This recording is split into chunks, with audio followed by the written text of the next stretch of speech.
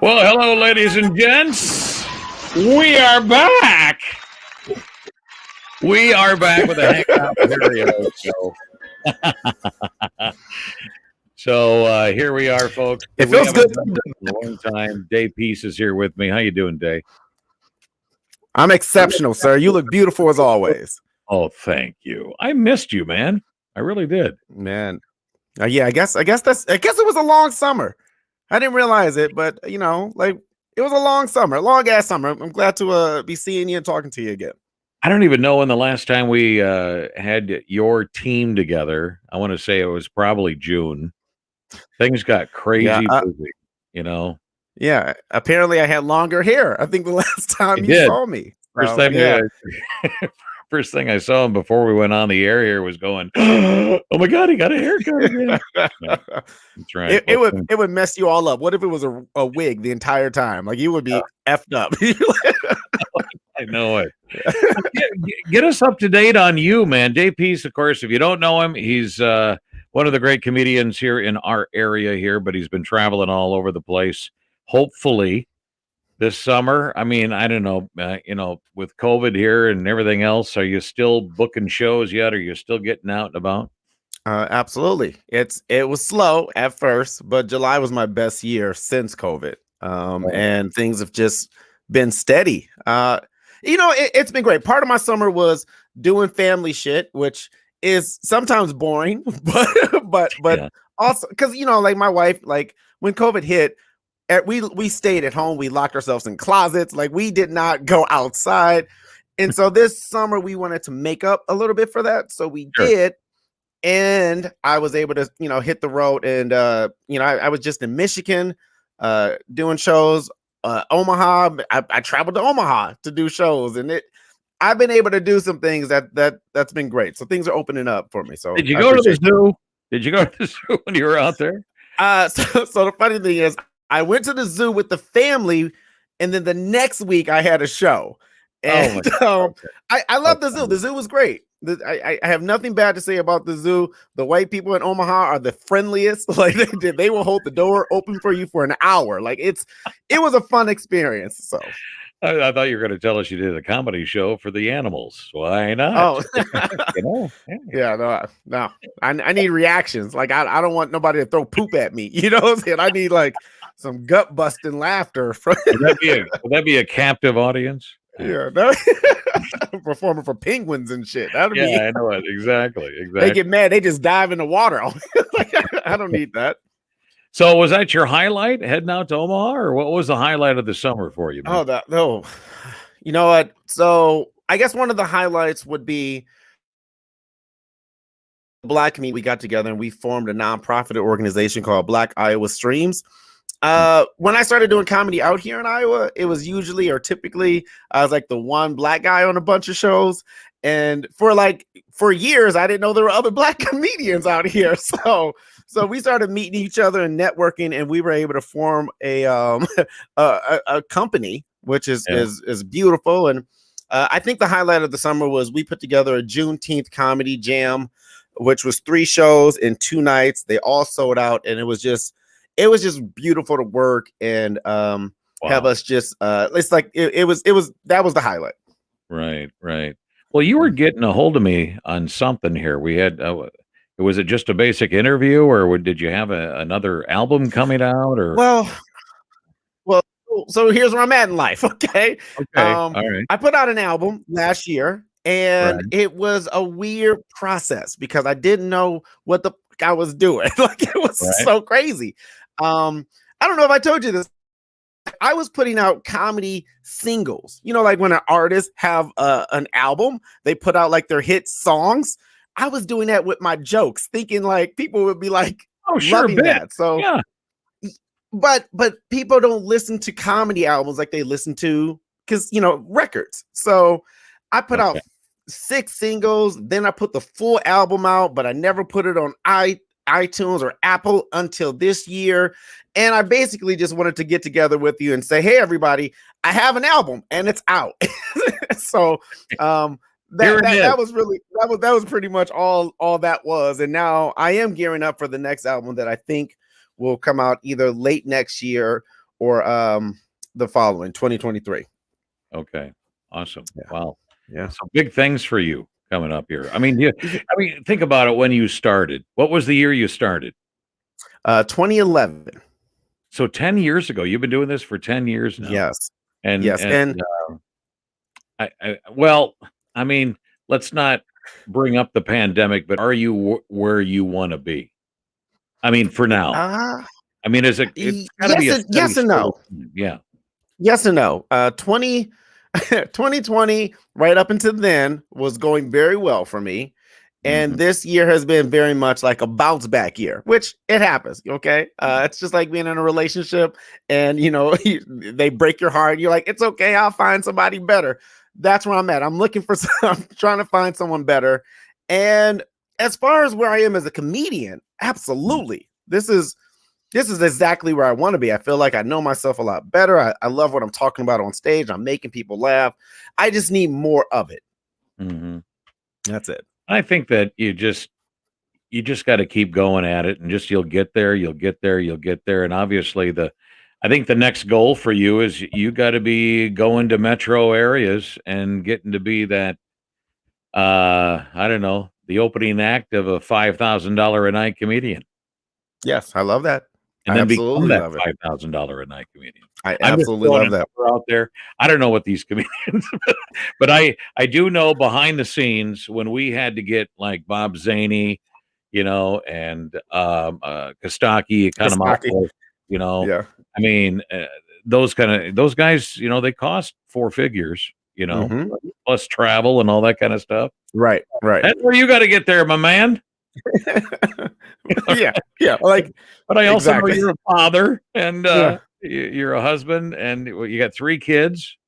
Yeah. I mean, freak those kids. Like, I mean, they're great and all, but I think the challenge is balance. Mm, And I love my kids, but I feel like some people, as far as like having a passion and a goal, some right. people really sort of allow it to get pushed down by other things. And I get it. Life happens for every one of us.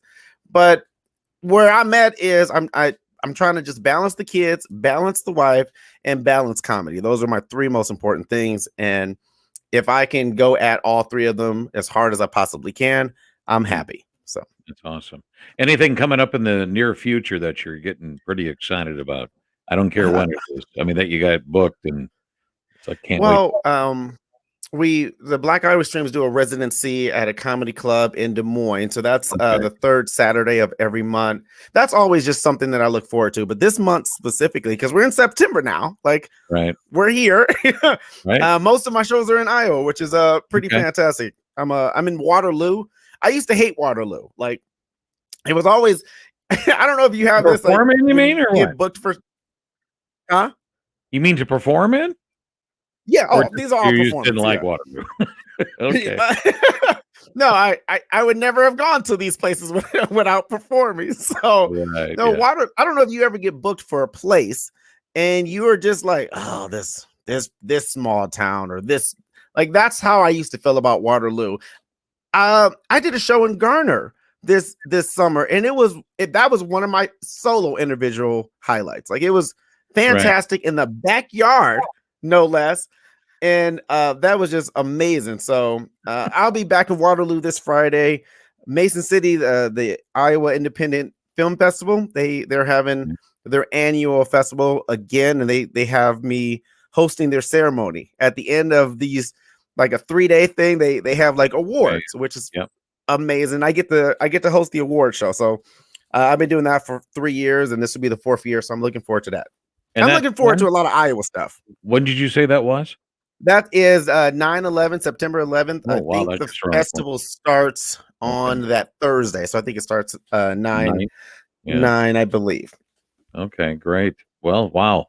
Well, that'll be fun. I remember that they always do that, and they have a very good turnout. And you've been part of it before, and should be a Yeah. lot of fun. Yeah, I got the Chamber Cup that following week. You should come on by if you have nothing going on in the afternoon and help me give crap to all these people. that are You just know the what? If I'm open, I'm there. little things. If I am if I am open, I am there. That sounds like a lot of fun, actually. It's Thursday afternoon. It'll be a good time. I'll be out there Yeah. doing sound. Be more than happy to give you a microphone there, fella. All right. I like Well, that. I've been networking with these people too, so that's great. if you made it this far into the conversation, we this hanging with Harry O thing, we had to kind of pause it for a little while.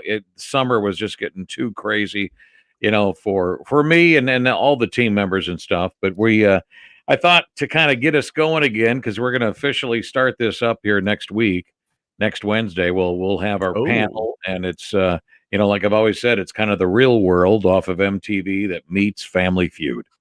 I don't know how else to really do it. But so I wanted to get Day on just to kind of talk about what he's been doing all summer long, and the kids are growing, of course, and yeah, you know what? We had a baby girl during the pandemic, and she's great. The ugly baby is not ugly anymore. He's now my dumb baby. He's not that smart, but I love him. I love it. And the oldest is back in school, and that's the greatest thing to happen. I think school. Again, I don't know if this is true, but in my mind, I think school was created so we can get kids out the fucking house. Like, I think somebody like centuries ago was like, you know what? We need kids not to be here for 7 hours a day. So he is back in school, and my life is happy. What grade is he? What grade He's is he? A third grader. Third He missed out all second grade. So it's weird to see him, jump, because my wife, she takes the first day of school pictures and the last day of school pictures, and so it's just crazy to see how he's jumped up. But he's a third grader. How was third grade for you, Harry? If you can remember that at all. I don't know, because you're talking through the. You know what? Here's the thing with me. I didn't like school. I don't think I ever liked school. But really? I just I don't know. I had other things I wanted to do. Believe it or not, in kindergarten, I skipped school. What? On one day, where did you go? Well, I skipped one morning. Believe it or not, I said goodbye to Mom. I still remember this. I really do. I was in kindergarten. I was 6 years old, and I left my mom, whatever, and I went and hid behind the garage. Because I don't know what else do you do as a kid. And this is in Rudd, mind you, little town of Rudd, and and so of course, the school started calling, and then, well, where's Harry? And this is fantastic. Oh God. You were a raccoon for an afternoon. I had the whole town looking for me. Wow, that's insane. Yeah, I know. Well, and believe it or not, it was the kindergarten teacher. She left school to come find me. Wow, she's like, forget all you other kids. I gotta go get Harry O. Wow. Right. I thought that was pretty special back then, Who skips kindergarten? Like, are you don't like naps? Like, what like naps are too hard? I didn't feel like going. Isn't that weird? You didn't feel like, but I mean, come on, you have kids, and I'm sure kids look at you. Sometimes the kids look at you and say, I don't want to do that. Yeah, I don't want to do that. See, that's when you punch them. Okay, that's when it's got to do it quick. They don't know what happened. Yeah. No. Well, I just needed, I guess, some maybe some affirmation for my teacher or whatever, and that's what. Wow. I never skipped again. I was a good boy after that. So, but maybe that puts you back on the straight path. Yeah, that's right. Then I got into radio, so go figure. There it is. It all comes together. Yeah, and then think about that for a second. I've been doing this for over 40 years now. One job, one career for over 40 years. And that's beautiful. Never stepped away from it other than doing weddings, but that's kind of like tied right into it. So, I mean, that's absolutely beautiful. I commend you. I salute you. I'm not even 40, so you've been doing it longer than I've been on Earth. And it's just beautiful to do something that you love to do, that you're also talented, and it's a blessing. It's an absolute. You know how many people in this world hate what they do and have been doing it for 40 years, you know? Job. Yes, yeah. So Hey, don't get speaking me of that, wrong. Oh, let go me ahead. ask you, what's your take on the whole thing? I want to know why we can't get anybody to work. I want to know why nobody's, there was one Sunday night I went out to eat one time, and I bet I went to 5 restaurants at 7 o'clock at night trying to find one open. Mm, And everybody, it seems like there's restaurants that are closing early. They're either, it's all due to staffing. mhm. I want to know. I want to go back 3 years. Okay, Okay. go back Okay. 3 years. Let's go back to 2018. What the hell happened here that we can't get anybody that wants to work? I don't remember staff shortages. If you did, it wasn't really that many. Now it's Yeah. everywhere. Nobody Yes. wants to work. I don't get it. Here's what I think. Okay. I only have one thought on it. All right. It reminds me of like a relationship. Like you're a husband and wife, you're together, and you're like, fuck this relationship. I don't Right. want to be with you anymore. I hate you, you hate me, you sleep on the couch, you sleep in the other room, and you stay with that person, for Right. way longer than you should. And then one thing happens when you're just like, no more of this. Like you drink the orange juice and put it back. You drink the orange juice out of the jug and put it back in the refrigerator. And you're like, that's it. I'm out. No more. No more. No more. Wow. Like I can't deal with this. No more. Okay. That's how I feel like the service industry has gone. It's like, I hate this job. I don't want to be here. You treat me like crap. And the COVID was the out. COVID was like, you know what? I don't need to be here. You don't pay me enough. You didn't treat me good. So I'm out. So that's my thought. I think everybody is taking an out. And So it's like, everybody's why not? I mentioned this on the air this afternoon. So is everybody living with their parents then? Must be, because I'm living with my wife's parents, and it's been fantastic for 5 years. Again, I've been here for 5 years, Harry. So it must be something, Well, it's or gotta people be. are just shacking up.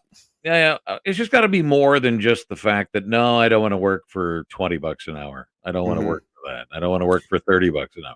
Hell, I've heard some jobs are paying like $38 an hour, and I'm like, Mm, well, what? Why? mm. Why are we going through all this?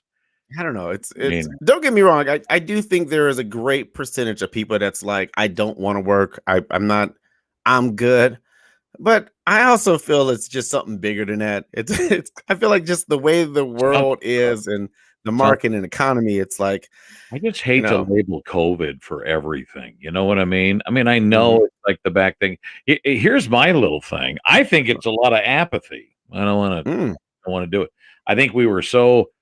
Well, let's face it. Come on, we were home and we weren't doing much of anything. We were just kind of hanging around, and that was about it. And I think we got used to that. I no, let's face it. Some people are working from home, but right, right. when it comes to these restaurants, I mean, I know it's not a glamorous job to be a waiter or waitress, but geez, Mhm, seriously. I mean, I don't know about you, but when I go out to eat now, I mean, I'm tipping good. In fact, I'm probably getting close to 30% when I tip mm, because I mean, first of all, you got to act like you give a crap, but I will tip you 30% if you do.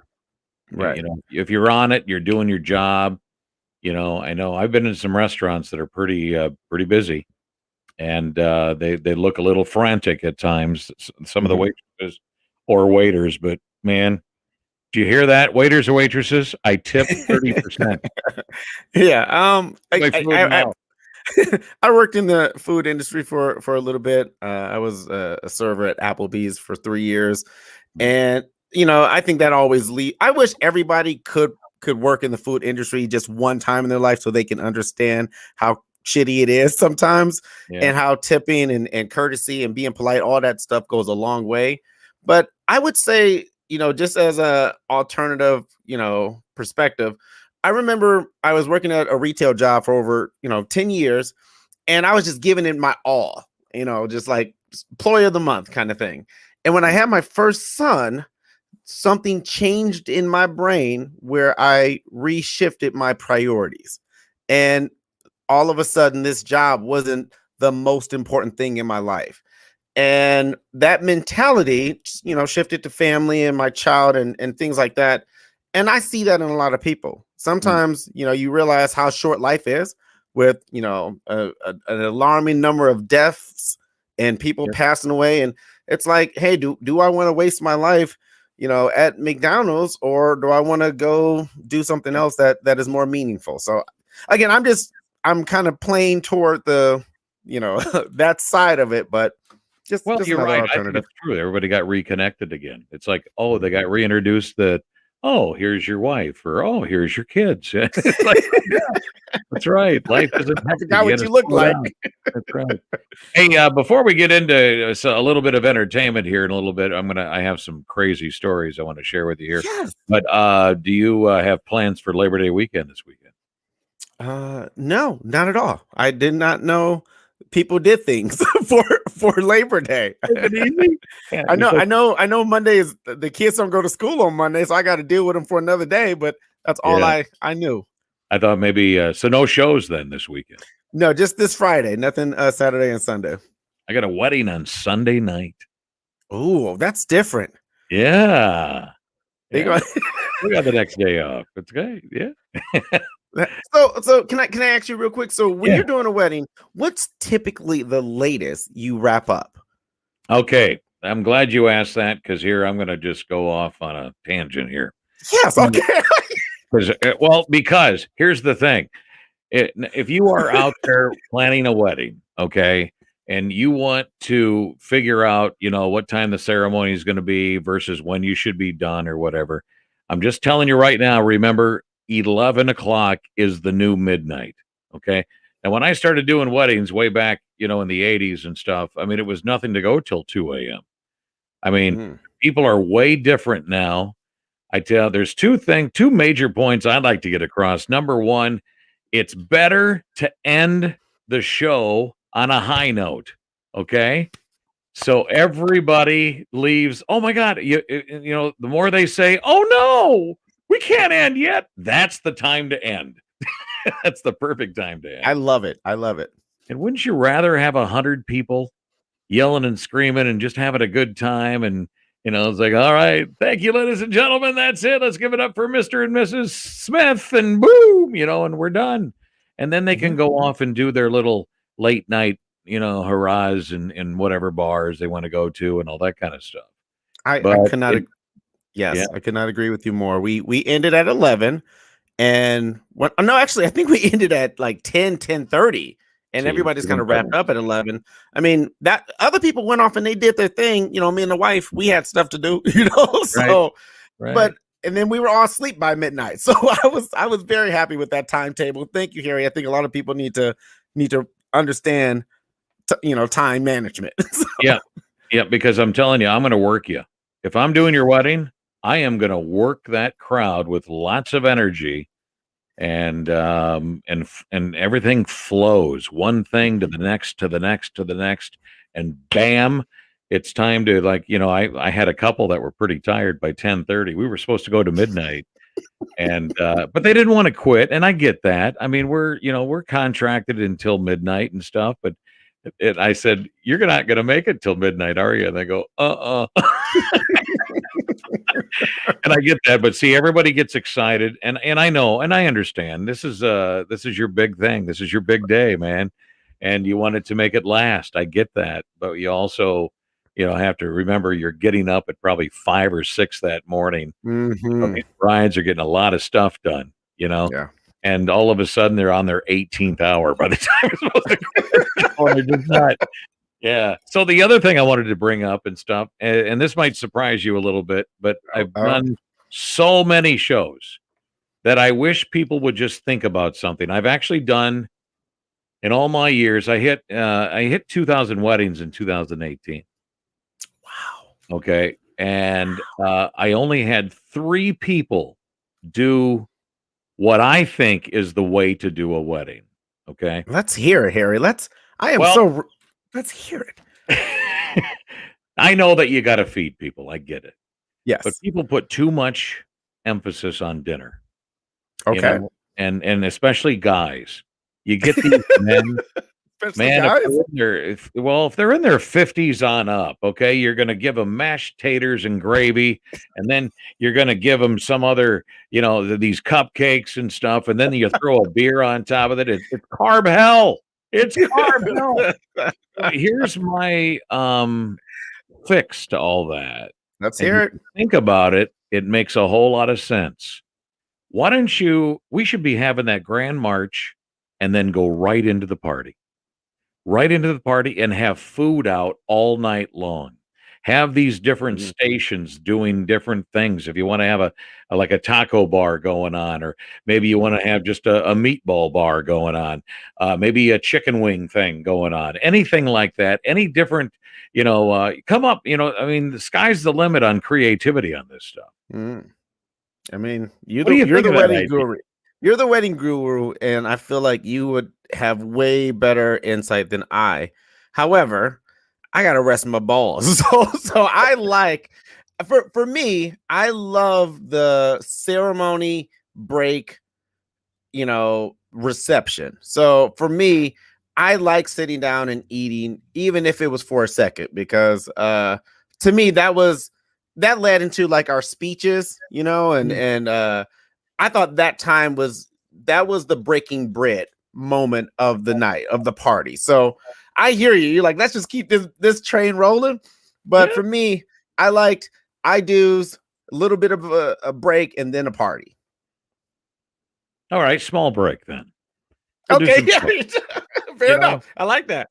eat your Yeah, I meatballs and yeah, yeah. what do you want Finger to say food. about the bride and groom? I like it. I like it. I like it. Or at I'm least, you with know you. what? It's a nice compromise. Come up with a compromise to some of that stuff, Yeah. Yeah. you know? But see, everybody is programmed to think, Mm. well, got to do the grand march, got to cut the cake, and then we got to sit down for an hour and a half, you know? And I just really believe that people should try that sometime. All So right. You should write a anyway, book. You should write oh things to gosh, do I and know don't I do. could. Man, I tell you, I have stories I could tell you. Speaking of stories, I'm going to read you some crazy, stupid news stories, and we're just going to do a few of these. Who Okay. knows? I told Day, I said, we're not going to go on for an hour tonight, but you never know with us, right? No, it's fun. Yeah. Okay, so here's a stupid news story number one here. Did you hear about this man in East China? He inserted a 20-centimeter long eel into his rectum from his anus on back in July, I guess, in hopes of relieving constipation. That's what you got to have constipation pretty damn bad to do something like Yeah. He's now a gay man. Like, this is what this is. I that. mean, Yeah, did it work?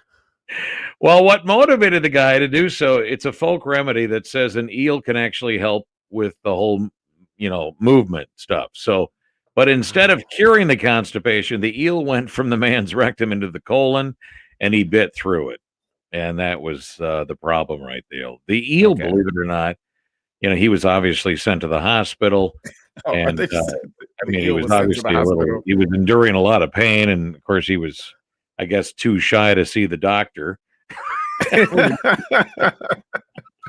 Do I see a fin out of your rectum right now, sir? That this is not that's not what I signed up for.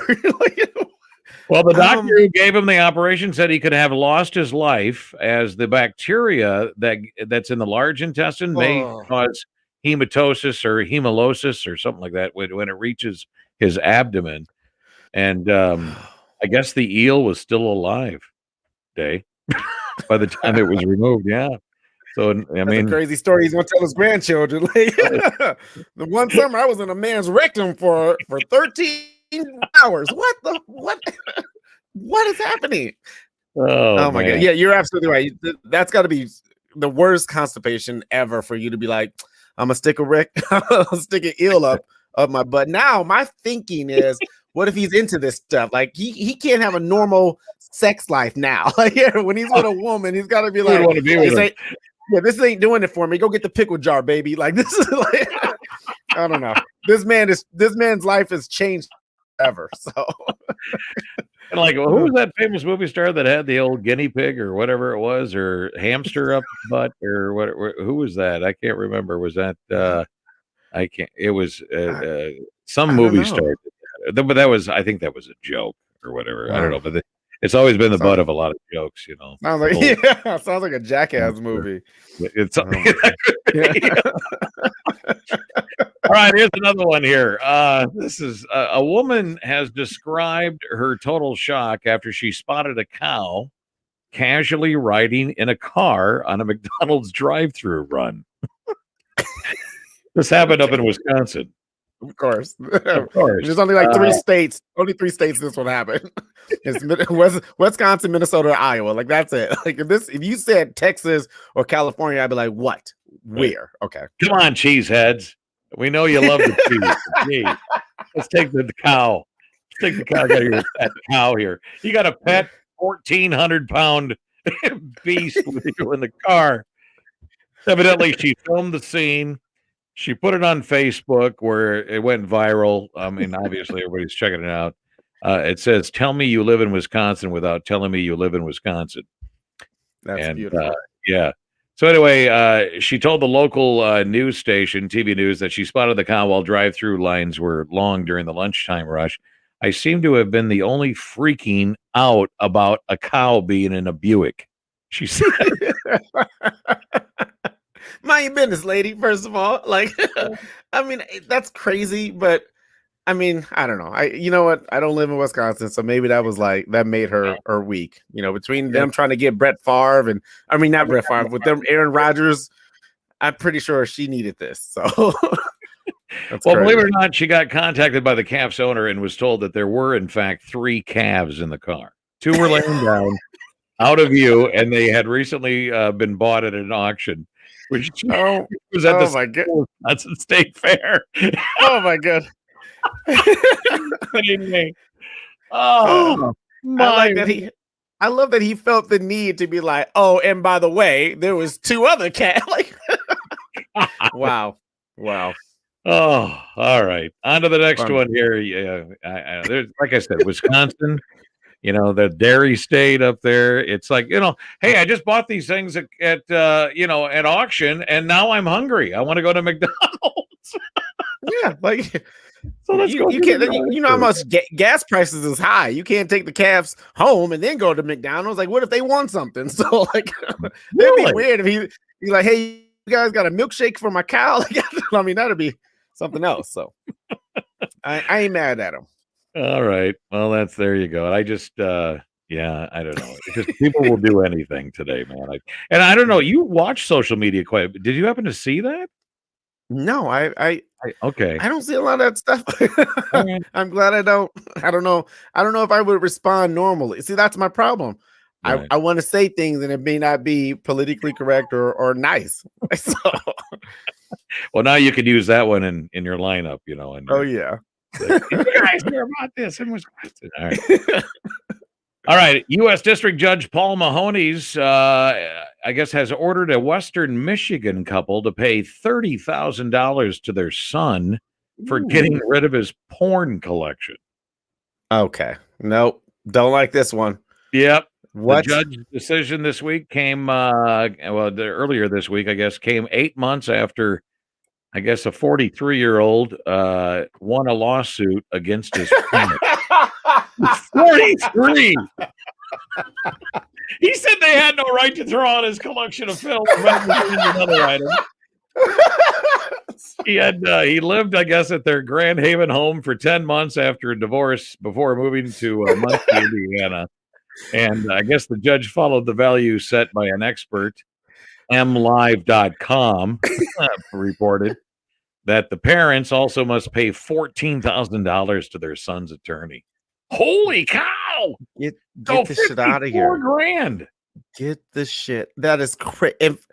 Oh my goodness. Like, there's so much in this one story. First, I feel like you ever see like a homeless man that looks like he's definitely on drugs, and you're like, I would give him money, but I know he's gonna go buy more booze. this guy's gonna go buy more porn. Like he's gonna buy the most porn that he can find. Then you said he's 43. Like that just, oh my god, this is too much for me. I cannot process this in my brain. Like like what do you like in court, like exhibit A, look at my towel that's all crunchy. Like how do you value these things? This is weird. Sorry. Well, and imagine, I mean, you got to be really, I mean, swallow your pride there, boy. I mean, I don't know what, gosh, I don't, what is more significant here, that he actually took him to court for that, or he, because this is just, but obviously maybe he's one of these guys that, doesn't want to work. I don't know. He's living with his parents, I see in my mind, I feel like he has like a glass case and like like Funko Pops and like just like this is the DVD like magazines that's stuck to the pages. Like I don't understand how you take people to court and they're like, yeah, this was $10,000 worth of damage. You know what I'm saying? Like, oh my goodness. I got you. What's he gonna do now with 55,000? It's all point. He's got to up his game. He's got to go get like a robotic woman, and like he's got to start all over here. He's got to start it from the bottom. Now he's here. So I don't know, man. There you go. Maybe he'll buy a whole fleet of them. You could probably buy about, I don't know how much those things are. 10 grand. Those robot, that'll do anything you want. Oh my goodness. That's a story. Maybe we got to take a trip out to Pure Pleasure and find out what's going on out there. Yeah, you know what we do? It's the most expensive thing. Let's just go in there. Let's just price match. Like let's do some research here because this is insane. I love it. Oh my goodness! In the fact that you won. Story here that we'll call it a night here, and I really appreciate Dave Peace being here tonight. We're kind of doing the welcome back to the Hangin' with Harry O show that will be starting up officially here next week again, next Wednesday. We try to be here every Wednesday night anyway. And and Day has actually been part of a couple of our teams here. I get in where I fit in. I'm like a substitute teacher. That's right. Well, this one's all COVID related here on this one. Rio de Janeiro. Ever been there? No, sir. Okay. They are currently investigating how in the world a local man was able to receive at least 5 doses of 3 different COVID-19 vaccines in 10 days. Okay, so this is like Fauci wearing 5 masks. No, say the shots again. In 10 days, what did he do? Well, let's see. According to official records, the unnamed man, he started getting COVID-19 vaccines back in May. And then he continued getting new jabs into June until his vaccination marathon was, I guess, finally discovered by, a staff member at a vaccination station earlier this month while attempting to, get yet another one, so... let's face it, the guy was trying to boost the boosters. I'm assuming, and I realize a lot of these were 2 doses. I think the Johnson & Johnson was the only 1 dose, right? Mm-hmm. I remember right. They showed that the man got his first Pfizer shot on May 12th, and then the second dose of AstraZeneca on June 5th. The second dose of Coronavac. That's a new one, but it's in Rio de Janeiro. I guess that's just made up of, I don't know, salsa and sounds like a Walgreens knockoff brand. Like what? Coronavac. Yeah. Anyway, it's not clear what his 6th dose was supposed to be, but I guess at first authorities believed the man's confusing COVID-19 vaccination records were just a glitch, but then they did some investigating. They found out that whoa. This guy is getting way too many shots, and I don't know. I think I've maybe seen him walk downtown Mason City a couple times.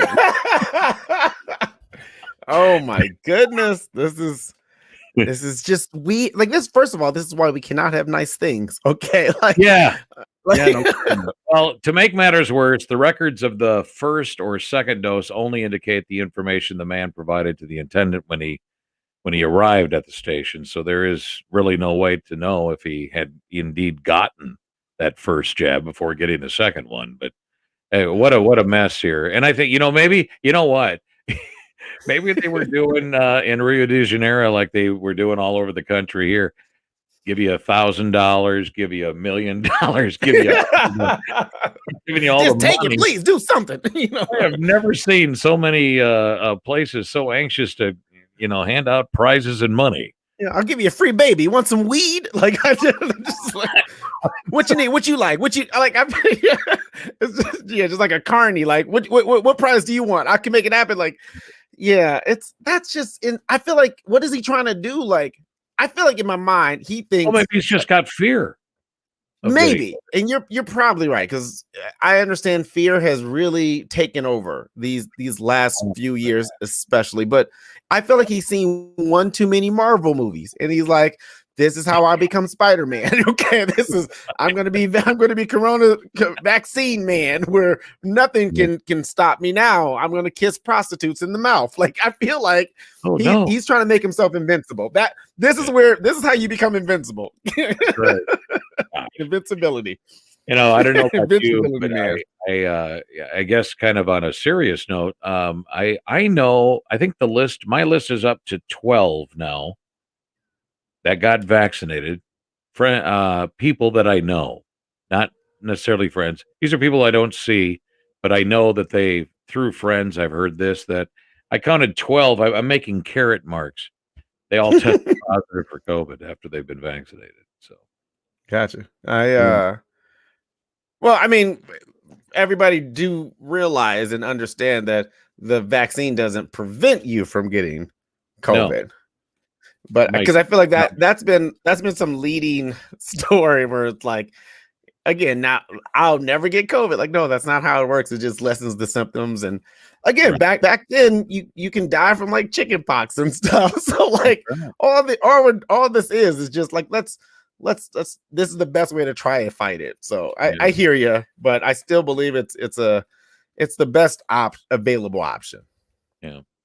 It's just so interesting that we have are a country that's, let's face it, COVID has to be the headlines of all time. I mean, of the last, how long are we going through it? Is it a year and a half? Yes. It's got to be a year and a half. Mm-hmm. And I think all of the stuff that happened besides that, I mean, from the systemic, racism thing in Afghanistan. I mean, everything's been going on to take over some headlines in between. It's like we've had other stuff to go on. And we just, like I always say, man, we got to love, care, and serve people. You'll find joy in your life if you do that. I'm a pretty happy guy. I really am. Some lady's going to be really lucky to get me. I tell you that. Yeah, you're definitely a happy person. Your name's you almost spell happy. So I'm very, I would agree with that. Yeah. And a lovely lady she would be getting a great man in you.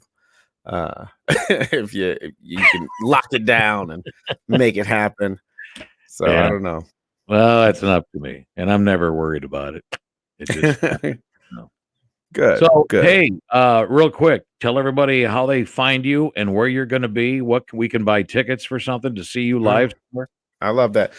Best way to stay updated is my link tree. I started a link tree, and that's just been the best way to stay updated with what I got going on. It's similar to like a website, but it has all like my social medias and all of my links.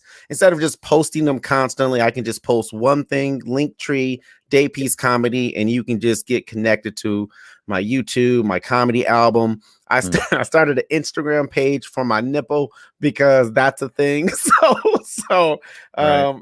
All the craziness, you can find it there. But again, I'll be in Waterloo this Friday, hosting the film festival on 9/11, and then at the end of the month, I'll be back in Des Moines. That's the following week, right? Yeah, following Saturday, September 11th.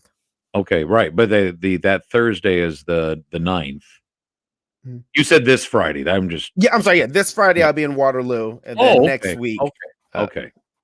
So good. I We can get appreciate it. Thank you. okay. Yeah. And how do we get tickets to come see you down there? What do we do? You again, you can find it through my Linktree link, but you can just find the club, which is Teehee's Comedy Club in Des Moines, Iowa.